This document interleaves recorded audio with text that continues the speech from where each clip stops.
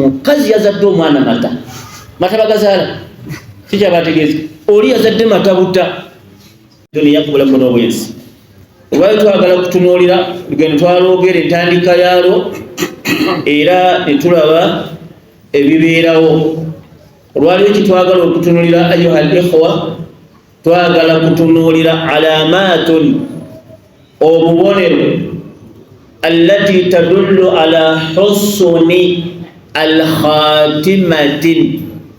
obubonero bwolabira nti munnaffe kabuli agiyingidde bulungi obubonero obulaga nti munnaffe ensi agisiibudde bulungi falhamdulillah naffe tweteeketeeke obubonero tugenda okulaba singa otuuka ku munno yakafa omunaaza bino bw'obiraba ayuha al-ikhwa musanyukireko ensi aba agisiibudde bulungi ojja kuba osiibudde bulungi kubanga tukolerera bikolerere atannaba kutuuka mu eyo siteeti yakubeeramu eyo bubonero obwo sawa dhakarun au untha falyastaiddu oba oli mukazi oba oli musajja tunuulira obubonero obwo nolabe bw'oyimiridde oba osiibudde bulungi ogende osule mu ttaka lyo ovunde oddeyo nga bwewali ayuha nnaasi fenna tuli bakufa kullu nafsin dhaikatul mauti bwenna abali wano mwenna muli bagenzi fenna abali wano bagenzi mwoyo gwe bajja kugunona kuba bagukuteresa okugamba nti mwoyo gwange bagiyita milikun manfaa ogukozesa byoyagala na Allah byayagala naye sahibul arruhi alhaqiqi huwa Allah yensonga lwaki agunona lidhalik tusaana okweteekateeka nga tukyali ku nsi kuno towaganyalira safaru eyo ayuha nnaasi lugendo luzibu nnyo nabwekityo nga tugenda okuyingira ku alamat obubonero obulaga nti munnaffe agenze bulungi bulabika Allah mututte bulungi nsaba Allah fenna butuwe kubanga buli omu yali bwetaazi lidhalika jaa rajulu shabun waliwo erivubuka shabun jaa ila amiri lmuminin ali waliwo evubuka lyajja eri imaamu kulembezi w'abakkiriza amiri lmuminin aliyu radiallahu anhu evubuka bwe lyajja nerigamba amiru ti ya amiru lmuminin mukama wange omukulembeze ishtaraitu larda naguze kapoloti kange ishtaraitu larda naguze kapoloti kange wa uridu an taktuba li aqada sharai njagala ompandikire endagaano eraga nti naguze akatundu kange ako kapoloti kange Imaamu Ali yali agenda okuwandiika endagaano kubanga yali omukulembeze n'omukulembeze yawandikira abantu endagaano zifaanagana bwe ziti falamma nazala Ali radiyallahu anhu Ali bw'atunuulira shaban erivubuka mutwe mukalakate kuliko ekisunsu abakasumuluza agakutte ettama lyonna lizimbye alya bikoola ali awo fanazala ilaihi n'amutunuulira ng'alabira ddala la khayra fiihi akalungi takalaba n'amugamba nti oyagala ki uridu an taktubali aqada shara naguze kapoloti kange njagala ompandikire fune ekyapa kyange yali amenya ekyapa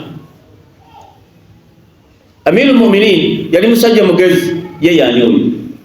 radiyallahu anhu falamma nadara ila shabin yatunulira erivubuka wakad tarabbat al-ardu fi qalbihi ng'ensi yonna yakulira mu mutima gwe ensi yonna talina mu akhira yonna n'awandiika ekiwandiiko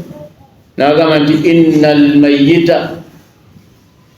ishtara daara min almayiti omugenzi aguze ennyumba eri mugenzi munne fi lardi almuzinibin mwene ensi ejjudde aboonoonyi walakinna ardahu endagaano gyawandiika walakinna ardahu naye poloti eno gyaguze uhitat arbaa hudud yeetooloddwa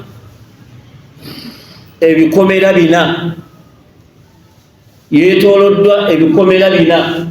alhaddu al-ula ekikomera ekisooka الموت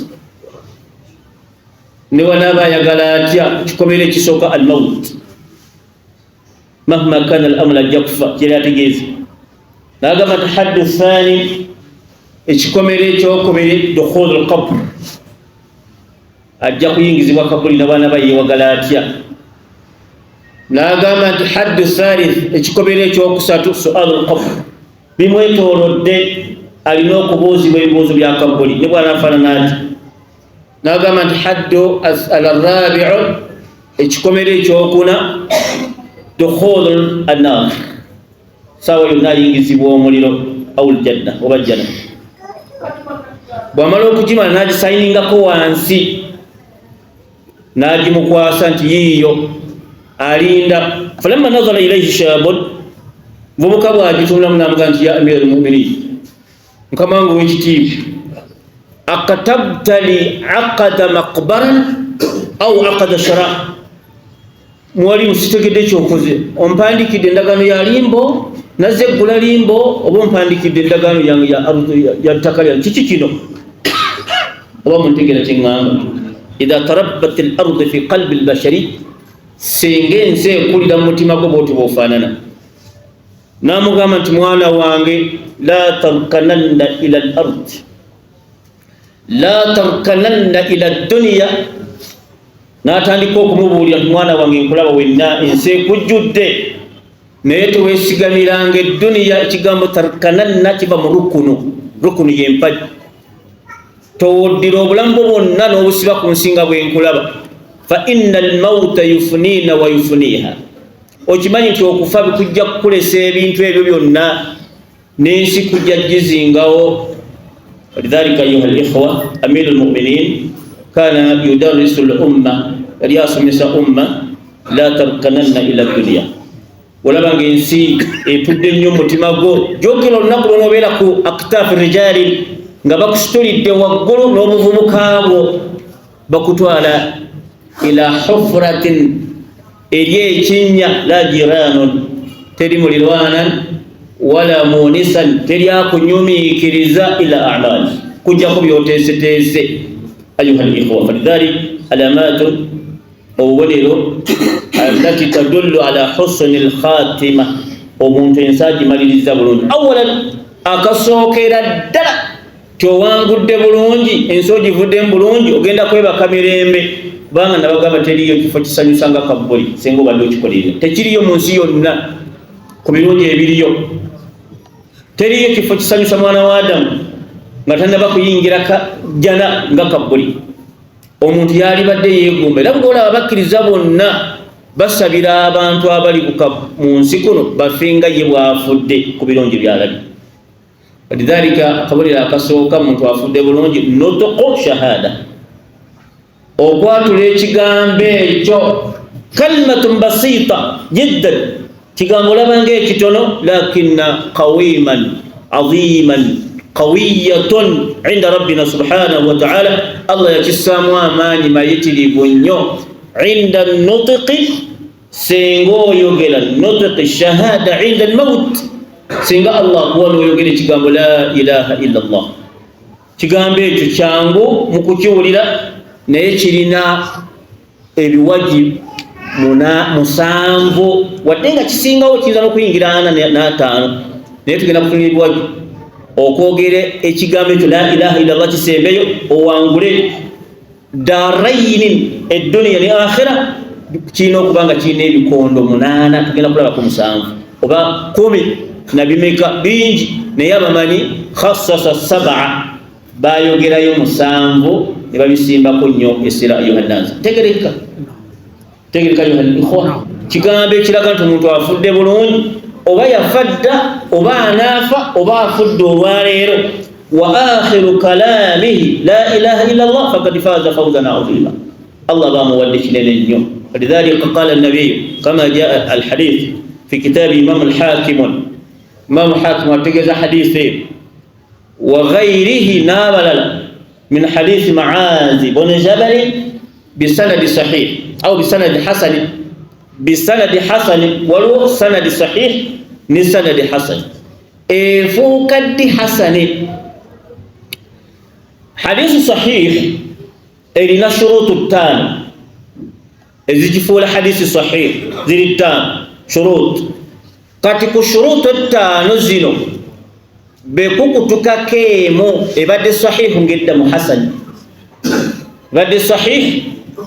nga tezikyawera ttaano. Hadisu hasane eba erina obukwakkulizo buna, buli wabagyogereraku yeddirira sahih. Kati eno eri mu ddaala eryo. Qala nabiyu sallallahu alayhi wasallama, mbaka yatugamba nti man kana akhiru kalamihi la ilaha illa Allah utele dakhala aljanna. Hadha hadithi nabiy sallallahu alayhi wasallam, kigambo ekyo. Lidhalika qala nabiyu lakkinu mautakum bila ilaha illa Allah. Maana talqini, etalqin sikoogera byogere ng'oyitambula, wabula omuntu ono muhtadaru almaut. Dhakara nabiyu kalimata almaut. Abasinga obungi wano wali obuzibu, lwaki temusomera bafu baffe talakaini? Wakad kala nabiyu sallallahu alayhi wasallam hadithu sahih yagamba nti lakkinu mautakum biqawli la ilaha illa Allah. Kigambo talqini kitegeeza kugamba ng'onziramu. Benkugamba ng'onziramu ulakkinuka, gamba bwoti n'oyogera. Hadha huwa mayusama talqin. Kati omufumu omugamba ddamu ati. Kati obuzibu bujjawa nti yagamba, lwaki yagamba? Yaligambye omulwadde, yaligambye asemberedde okufa. Lwaki yagamba mayiti? Era yali ategeeza mayiti. Nalaku sheekh omu ng'alwanira ku kigambo ekyo nti si buli kigambo ky'oyogera nti tekitegeeza. Tekitegeeza nti buli kigambo ky'oyatula kiba kitegeeza ky'oyatudde. Osobola okwatula ekigambo nga makulu malala nnyo, ekiba kiyita iktidaa'u fi usul fiqh. Okwogera ekigambo mukhalifu an qasdi almutakallimi, ekigambo kyayogedde mukhalifu ala qasdihi, ng'ayawukana ku kigendererwa kye. Singa oli agamba nti munnange omanyi nti siyimiridde bulungi, tingayimiridde, aba musiru oba mugezi? Ate aba mugezi kyataye ng'agambye nti siyimiridde bulungi ate ng'ayimiridde, aba ategeeza ki? Siyimiridde bulungi, entegeera ennyangu kye ki? Talina ssente. Fataha Allahu lak, talina ssente. Naye uddemu ekigambo ssente. Kati muvume musiru oba si musiru? Kati bagamba nti nutuqu yukhalifu an qasdi, ayogera kigambo nekyawukana kuki? Nekyawukana ku kyayagala kyekyo kyennyini. Naye Allah yakyogera, Allah abyogera nnyo. Wasalul kariya, aya teriyo. Kati genda ku kyalo kibuuze nti wayi kati kye kigenda mu maaso ka kyalo ggo kyaba ategeeza? Aba ategeeza ki? Aba ategeeza batooze. Falidhalika Allah yagamba lakkinu mautakum, yali tategeeza nti abafudde. Ekigambo lakkinu mautakum, abasemberedde nga bayidde. Ekintu bwe kiyitira bakiyita ddala kintu kiri kyennyini. Mathala dhalika abamuki abamulungi, oli yazadde matabuta. Kitegerekisi musajja alina emboko y'omukazi, eri mbooko, wallahi eri mbooko yennyini. Mbooko ngene girunze ente, ngene girunze ente wangikubye omubbi. Kullu dhalika ayuha al-ikhwa, yali tategeeza nti muntu afudde. Ekintu bwe kisemberera okuba ekyo bakiyita ki kyennyini. Songa olyaga nti wayi fumbiraayo awo ekikopo kya caayi. Abaagala kufumba caayi, fumbirayo ekikopo kya caayi awo. Aba afumba caayi, aba afumba mazzi, naye gasemberedde okunywebwa ne bagayita caayi. Tekerayo ekikopo kya caayi awo, lwokubadde kigenda kufuuka caayi n'amuyita caayi, n'ofumba mazzi mala kusaako majaani sukaali n'afuuka ki? N'afuuka caayi. Falidhalika lakin mautakum, yali tategeeza nti omuntu afudde musomere la ilaha illa Allah. Lwaki? Kiba kyetaaga tuyige ebintu nga tunaba kulwana. Falidhalika ayuha al-ikhwa, Nabi sallallahu alayhi wasallam yatukubiriza nnyo tubasomese baganda baffe abagenda okufa kigambo la ilaha illa Allah. Lwaki? Man kana akhiru kalamuhu la ilaha illa Allah dakhala aljanna. Falidhalika tojja kukyogera la illa okujjako ng'ebisenge byakyo kwe kituula binywevu, bigenda kulaba musanvu. Kujjako nga binywevu. Thaniyan labudda an takuna hadhihi alkalimatun mabthuthatun fi alqalb, mabthutha nga kitudde mu mutima gw'omwe ekiri. hatta yakunu amru aysarun kibere kyangu ala nutqin okyogere nga kiri mabuthatun fi qalb mutima mwekiri ng'okirundira mu mutima so si ku lulimi bw'okirundira ku lulimi ng'ennyonza seko wetu ennyonza yagenda ne musajja n'abitwe bagiyita nnyonza gankusu ne bagitweyininga bulungi ekigambo kya la ilaha illallah nekyogera nga buli muntu ajeegombwa oba ajeegomba naye kyali mutima oba kyali ku lulimi kyali ku lulimi lwaki kapa yagenda negiteega bulungi nnyo negwa nesula emisanvu gyayo netandika nezina sabbawa nga nezina sabbawa nga era teginesirika nezina bulungi sabbawa nengeri gyezinamu bewulya nga eterede nebuuka negikwata la ilaha illallah yagijjukira yajogera nako ne bagijjako omutwe nga tegede la ilaha illallah so nga badde ekiyimba bulungi kale ekikyo kinaabeera kujja kukugira malayika ekukulemu omwoyo oba nga tokyogera nekiteeka kubeera mu mutima kyangu okuyita ku lulimi ayuhannas shuruuti ensonga zino bagisenge musanvu al-ilmun kirina ensonga ebisenge byakyo musanvu al-ilm oteeka okuba nga mu ddiini omanyi al-ilm oyimiridde otya ku byokola okola bukozi kubanga abantu bakola al-ilm la ilaha illallah ina ebisenge kwetudde al-ilm teeka okuba nga omanyi awogazi sijja kusobola olwobulidde thani eyokubiri al-yaqin olina complete trust mu Allah owulya tolina yaqiini ekikutuuseeko olwadde Allah ofunye sente Allah bakutute mukomera Allah abaana balwadde Allah owulya nti olina yaqiini mu Allah buli kyekibeerawo Allah yoyo yatambulira mu bulamu obwo al-yaqin naye abantu bangi nnyo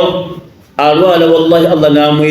namwerabirira ddala ate nagamba nti la ilaha illallah era najagala ajatule kalla wallahi tojja kujatula olwa tajagala wano olwa tajagala jatula naye lwaki tetujogera ayuhannas ebisenge binywevu oba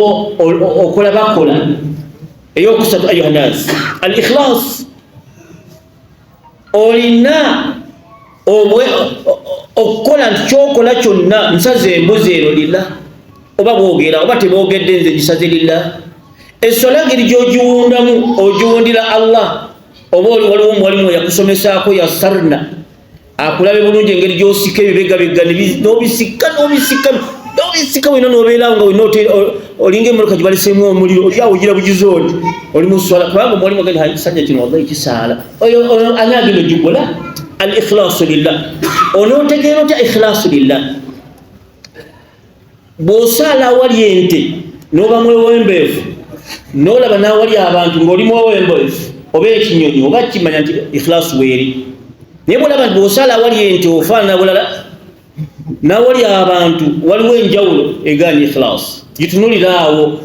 ti ente eno weeri naye emikono wengitadde engeri gyensikamu alhamdu eno awali ente wenjisikira n'awali abantu bw'olaba nti kijajja bulungi ikhlasu efudde oba muntegeraawo muntegera ikhwa lwaki togedde ente lwaki toleese ente tegenda kukyajinga naye olemedde kuki ku mbeera yennyini Allah gy'ayagala n'awali abantu n'ofaanana bwoti ikhlaasu ebenywedde ekyokuna al-mahabba muli Allah omuwulira bulungi omwagala bw'aba alina kyakuganya okireka lwakumwagala kyokola okikola lwakumwagala mahabba oyina muli olina engeri gy'owulira Allah nga mutuufu atudde mu mutima gw'omwagala nnyo ne bw'aba akulagidde toyinza kugaanya ne bw'aba akuganye toyinza kutalikaayo kubanga tuhibbuhu omwagala okola ku lulwe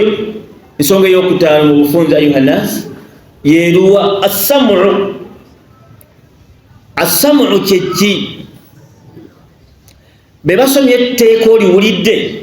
ndiwulidde ey'omukaaga attaa oligondedde mateeka ameka getuwulya wallahi osigala nga bwoli kyokka toyagala shahada mujjukubirako emiggo oyagala kuyisa mu bantu bikondi tomwagala shahada naye amateeka ge bakusomera nga hadithi ntuufu ogiwulidde naam naye ogitatbiq ogitadde mu nkola nekisembayo ayuha al-ikhwa al-inqiyad okuweewaayo weeweeradde ogweredde mu Allah weewaddeyo wenna lillahi jalla ekiba kibe ng'okola lillahi subhanahu wa ta'ala kigenda kukwanguyira okugamba la ilaha illallah nebeera nga akhiru kalami albashari min hayati dunya tekigenda okuba ekigambo ky'omwana wa Adamu ng'ava ku bulamu obwaki obwensi walidhalika banyinaffe naabo bo Allah abasaasire ebisinga obungi bakolera basajja ebisinga obungi basajja ogenda n'amuwasa nga mukyala mulungi nnyo amusanga eswala wayi omaze okusala mama luutu swala wazisatu swala zawedde amaze emyezi ng'ena tamusangangako ng'eswala tannabaggisaala masalan mukyala ono anaaba oti subhanallah lam tajidu minhu shay'an tannaba kunyiiga naye lwanyiiga kati wallahi nkulayira Allah era ojja kusiŋŋaana ku kusatu nja kusala kensi biri paka sira ki ate nja kutuuka ekisira nga sizisaala kati anyiiga lwakubadde kabuli bagendayo na bbaawe oba agendayo yekka takhayyalu ayuha al-ikhwa kola lillah falillah yagaza Allah subhanahu wa ta'ala idhan la ilaha illallah ejja kubeera lwaki ejja kuba nyangu nnyo senga eba nga wagisimba mu mutima nga mweri nga nsige mu mutima buli kimu kigenda kwanguwa ayuha al-ikhwa man kana akhiru kalamuhu la ilaha illallah togenda kusiŋŋaana kizibu mu kabbuli nga kama qala nabiyu sallallahu alayhi wasallam songa yokubiri muntu afudde bulungi yakubiri yakusatu songa yokubiri ayuha al-ikhwa tuli alamatun tadullu ala husni il-khatima omuntu avudde ku nsi bulungi agenze kulya ngege genze kusula bulungi agenda kuwoowa Sheikh Yusuf genda kuwoowa baku mugongo gunnuma eriteri mugongo gunnuma ya al-ikhwa la masa tesiraba bulungi atese la obeera osaza busaza muganda wange ekitiibwa idhan ebigambo bino bikututte mu kabbuli bulungi senga Allah kuwa n'obiteeba ate nga bisoboka kubanga tulina amagezi agategera tetuwulira songa ettako ayuha al-ikhwa yeeruwa songa eyokubiri bagiyita mawutu birrashihi amana rashi ayuha al-ikhwa arrashi kwe kufa n'otuuyana embazzi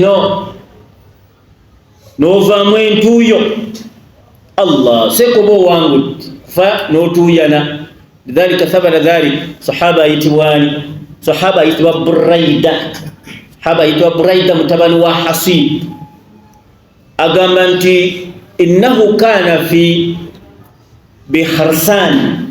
Kharasan yewa yali ali mu kitundu ekitibwa Kharasan yewa Kharasan kitegeeza emirundi ebiri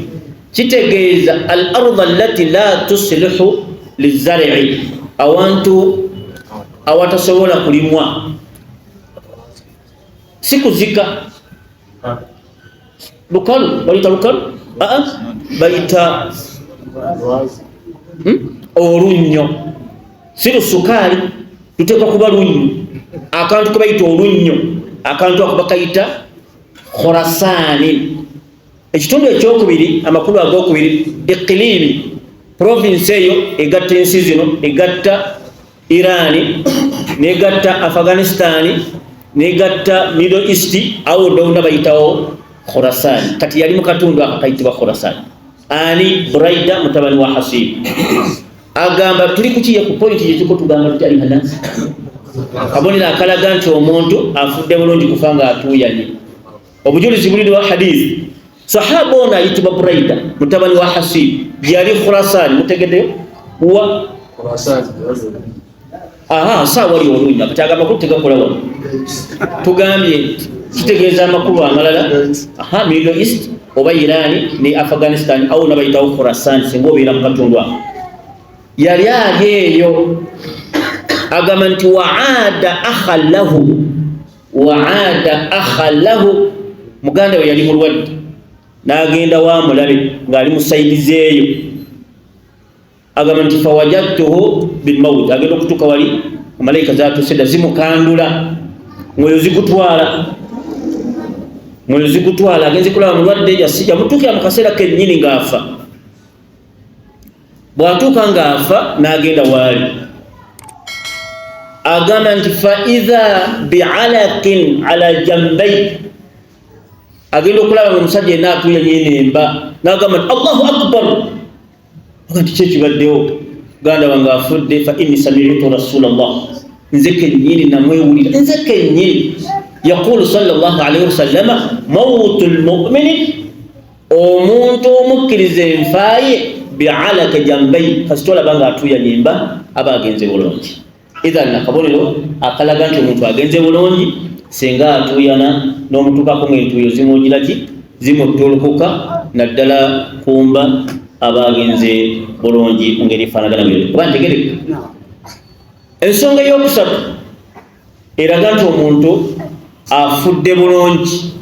جاء الحديث رواه إمام الترمذي وكذلك إمام أحمد وكذلك إمام النسائي وغيرهم نابللا بقى قال النبي صلى الله عليه وسلم يقول إمام البيهقي رجال حديث ثقات سجى ويقول حديث بيسيقوا وقال أتي حديث له شواهد، حديث تقول له شواهد. ما معنى شواهد؟ علم الحديث الشواهد هي حديث ngebadde bagitegeeza nti erimu obunafu, naye ne tusinganayo hadisi entuufu nga zoogera eno enyini kyeyogera. Kati hadisi eno ebeera ntuufu bishawahidi, olwabali abatuufu aboogedde ekituufu nga nono kyayogera tuyinza ogisingana nga mulimu omuntu atali mutuufu kubaamu. Ne tugamba hadisi eno obuzibu olwa Hamadon. Hamadon yagireeta obuzibu. Hamadon yali nga atuula bubi mu Darusu ng'alannama nga walimu abasajja tebamuggyako hadithi, lwannama walimu la tebakuggyako hadithi. Kati naagati omusajja tajja kuggibwako hadithi, Hamada atuula mubi, oba yayisa omukka nga imaamu asomesa yamukwata nga omukka guwunye naye nga guvuddemu ye, tebagenda kuddamu muggyako hadithi. Ali talina mpisa, omunene batuula waali nga balannamye, sigamba baawano ayikana mwekyusiza bwiri falidhalika. Kati olwo Hamada bwe tumusanga mu hadithi nga bamukwatamu ekikolwa ekikyamu ekyo, hadithi baba zigobye, talina mpisa, hadithi zombaka takyaddamu kugibwako hadithi. Kati Hamada ono bwaba nayogera hadithi tugisinga nange erimu obuzibu obwo, ne wabaayo abasajja atalina buzibu ne boogera hadithi ono gyayogera, ono aba afunye amaanyi agatwala hadithi ye mu maaso. Katugamba nti hadithi eno hasanin bishawahidin, waliwo abagiwaga negenda mu maaso. Oba ntegereka? Muntegera Yohannas? Kati yagamba nti ma min muslimi, teriyo musiraamu yenna yamuutu laylata aljum'a, alifa ng'enkya jjuma, kiro ekikeesa ejjuma, au nahariha, oba mu musana gw'ejjuma naafa, illa kafaahu llahu fitnata alqabr, tagenda kufuna buzibu mu kabuli. Byonna byonna Allah bayeyiridde. ولكن يوم القرطبي يقام لا إمام القرطبي يقانا حديث أجيغان ني إمام الباني نبني حديث بجيمي الله كنا كبني مومن حديث ينتوف كسيدي يا أبوي ما من مسلم تري يوم السلام ينا يموت عارف ليلة الجمعة جيش الجمعة إلا كفاه الله فتنة القبر. Ziliza tusala mu swala awasemba nabbi yatugamba tugambenga tutya, ista'idhu billahi min arba'i, tovanga mu swala kujjako ng'osabye Allah kuwonya ebintu bina. Sooka adhabul qabr, adhabun nar, fitnatul mahya wal mamat wa masih ad-dajjal. Nabbi yagamba nti no ista'idhu billahi min arba'i, tovanga mu swala ebintu kale bila bigane naye tovanga musolo okujjako omusabye ebintu ebimeka, ebintu bina. Tuli ku bubonero obulaga omuntu ti agize eki, afudde bulungi. Walidhalika akabonero akookuna mu bufunze ddala akalaga nti omuntu agenze bulungi yaluwa man shahida lahu arba'a bi khairin, omuntu aliyogerwako abantu bana bamwogerako ebirungi, naddala nga balirwana be bamwogerako ebirungi nga bawezi bana. muntu ayogerwako abantu musajja waffe musajja oyo abadde mulungi ne bakwogerako ebirungi hatta walau kafir au kuffarun ne bakwogerako ebirungi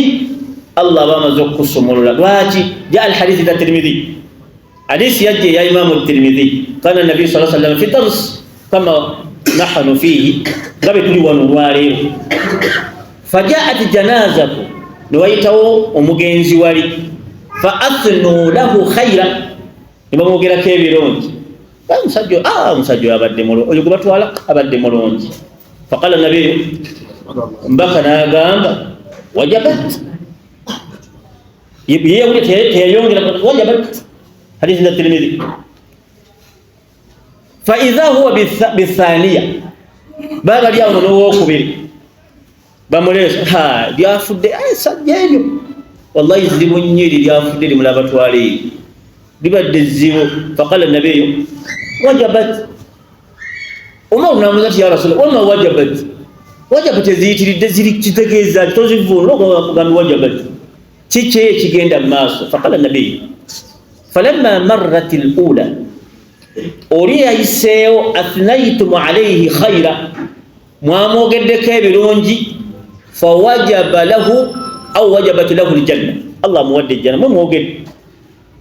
ate ono athnaytum alayhi su'a mumwogeddeko mubi fawajabat lahu innar namaliza hadith naga nti antum shuhadaullah memuli bajulizi hadith endala egamba nti fa innal malaikata tuntiqu ala alsinatikum ebisere ebisinga malaika zoogera nnyo ku nnimi zaffe sajja ayinza okwogera naye nga malaika yeyogedde naga nti gogenca ojja kukiraba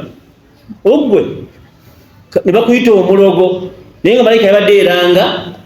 enkyo ogenda kusula mu kabbuli oba ntegereka yagamba nti fa innal malaikata tatakallamu tantuqu ala alsinatikum bantu bangi malaika zimwogererako ku nnimi zammwe kati kyemwogedde antum shuhadaullahi fil ard mwe muli bajulizi ba Allah kasita mwogera ku munnammwe mu ngeri efaanagana bwe falidhalika omuntu bw'afa ne mwongerako bulungi kuyingira ejjana nga abadde mukkiriza chansi nene mu ngeri efaanagana bwetyo walhamdulillahi rabbil alamin